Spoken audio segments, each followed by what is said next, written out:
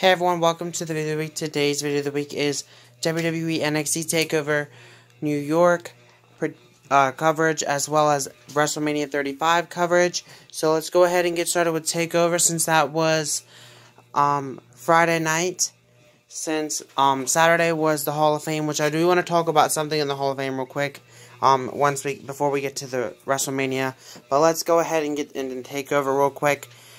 These matches were not in order, by the way. But we had the North American Championship on the line, where Velveteen Dream defended against Matt Riddle in a singles match. The match was a great match, and it ended with Velveteen Dream picking up the win and successfully retaining the North American Championship. Shocking even me, because I really didn't expect Matt Riddle to lose. But Velveteen Dream, I was going for him as well, because I'm a fan of both. So it shocked me, but it was, in a way, a good shock at the same time. Then we had the NXT tag titles on the line in a tag team match between the War Raiders versus Aleister Black and Ricochet, in which was another awesome match. And the War Raiders successfully defended their NXT Tag Team Championships against them, and it looks as if Aleister Black and Ricochet will be moving on to the main roster full-time, as it seemed as if they said their goodbyes to the NXT universe. Then we seen Pete Dunne versus Walter for the United Kingdom Championship in a singles match, and we have a new United Kingdom Championship holder, and that is Walter. When he beat Pete Dunne, I was absolutely shocked, because Pete Dunne, I'm not being rude, yes, I was a fan of Walter as well, but Pete Dunne has held the NXT North American Championship for over 680 some days. I didn't expect him to lose it like that. Anyways, then we had the Fatal 4-Way for the NXT Women's Championship between Shayna Baszler, Io Shirai, Kairi Sane, and Bianca Belair, in which saw Shayna Baszler successfully retaining the NXT Women's Championship. Then we had the vacant NXT title on the line after Tommaso Ciampa had to get neck surgery, or some type of surgery, I forget what it is. I'm pretty sure it was neck surgery, though. In a 2 out of 3 falls match, it was Johnny Gargano versus Adam Cole, and Adam Cole got the first fall, and Johnny Gargano got the second fall, which making it 1-on-1. It came down to the final fall.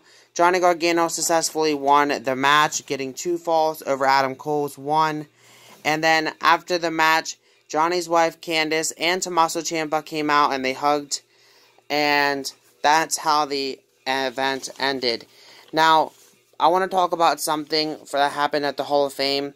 All the Hall of Famers, I think, were well-deserved to go in the Hall of Fame. But let's talk about this straight up and get my reaction to it. Because I watched the Hall of Fame in its entirety. And I've seen the extra videos and all that online about the Bret Hart attack.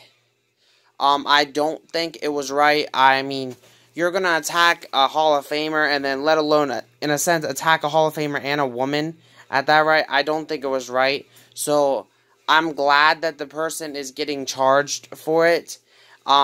It was not storyline, nor was it anything like that. Because if it was, why would they cut it off on the Hall of Fame? Because if you watched it on the network, they literally cut off parts of that attack. And I'm glad that Bret Hart and Natalya are both okay after that attack. It was quite scary, and I didn't really understand what was going on at first. But I'm glad that everybody escaped okay. And now let's get into the WrestleMania. And this is not in order, guys, by the way. WrestleMania was a long night, guys. But on the pre-show, we will start with them. We had the Revival defending the Raw Tag Team titles against Zack Ryder and Kurt Hawkins in a tag team match. And believe it or not, Zack Ryder and Kurt Hawkins actually won. I didn't expect this to happen. And Kurt Hawkins was the one that actually got the pinfall. I was surprised. I was shocked. But it happened. And we have new Raw Tag Team Champions. Also, on the pre-show, we had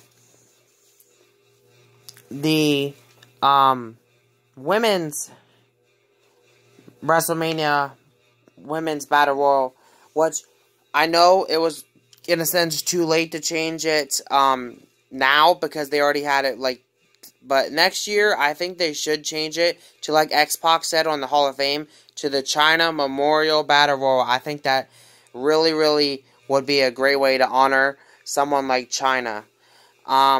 Anyways, then the WrestleMania Women's Battle Royal winner was Carmella. And then the Andre the Giant Memorial Battle Royal winner was Braun Strowman. Then also, the final match on the pre-show, we had Buddy Murphy defending the Cruiserweight title against Tony Nese in a singles match, in which ended with a new Cruiserweight champion in Tony Nese. On the main show, we've seen a lot of things happening, including the first match actually being the Universal title match between Brock Lesnar and Seth Rollins in a singles match, and Seth Rollins won the Universal title. And I even put this down. I know some people might have different opinions on this, but this is my opinion. Thank God that Seth Rollins won the damn title. Part of my language, but thank God, because I'm not being rude. I'm getting tired of Brock Lesnar having the Universal Championship because he only wants to defend the title when he chooses to defend the title, for one, or two, every like 2 to 3 months, maybe even longer than that, he decides to show up to defend the championship. I mean, to me, that's not a champion. So I'm glad Seth Rollins is champion. Anyways, moving on, we had the Roman Reigns versus Drew McIntyre match in a singles match, in which Roman Reigns successfully won that match. Then we had the match between Shane McMahon and The Miz, in which The Miz pretty much dominated the whole entire match. And then it came to where they were standing on like this like balcony type thing, and The Miz suplexed Shane McMahon off of that, with him falling as well, obviously being the suplex. And the way that they landed, Shane McMahon landed on top of him and, in a sense, got the pin. So Shane McMahon won, but ultimately, Miz pretty much dominated the whole match. Then we had the match between AJ Styles and Randy Orton in a singles match, in which saw AJ Styles successfully picking up the win. Then we had the match for the SmackDown Tag Team titles, the Usos versus The Bar versus Aleister Black and Ricochet versus Rusev and Nakamura in a Fatal 4-Way Tag Team match, in which saw the Usos successfully retaining their SmackDown Tag Team titles. Then we had the Women's Tag Team title match between Sasha Banks and Bayley versus Beth Phoenix and Natalya versus Nia Jax and Tamina versus the Iconics, and what saw the Iconics picking up the win and becoming the new Raw and SmackDown and NXT Women's Tag Team Champions. Then we had the United States title match between Samoa Joe and Roman Reigns, and Rey Mysterio. I'm thinking of the Roman Reigns match, but it's Samoa Joe versus Rey Mysterio, in which wasn't really much of a match. I looked it up because we had a little bit of technical issues at our house.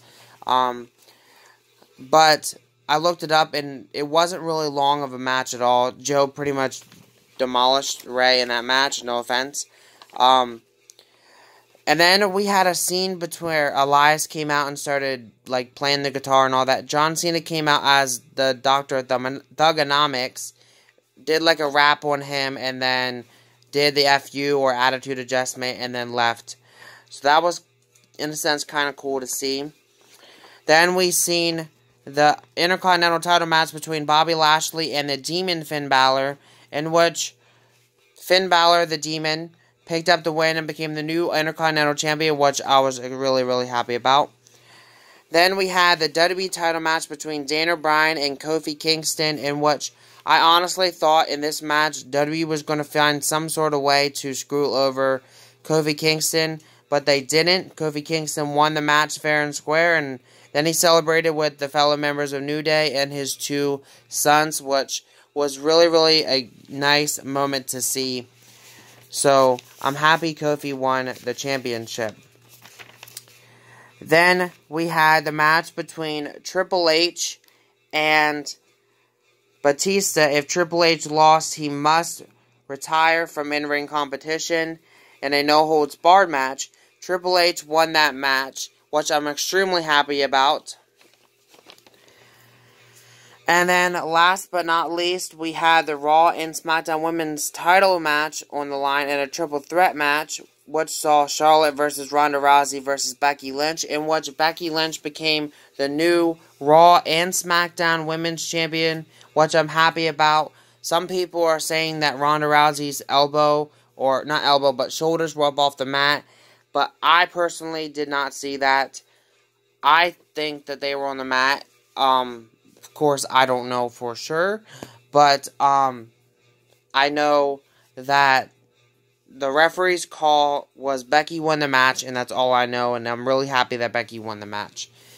Anyways, with that said, that's it for the video of the week, and next Wednesday's video of the week will be Walking Dead Season 10 predictions on what I think will be happening in Season 10 of The Walking Dead. Thank you guys for watching. Have a great day. Peace.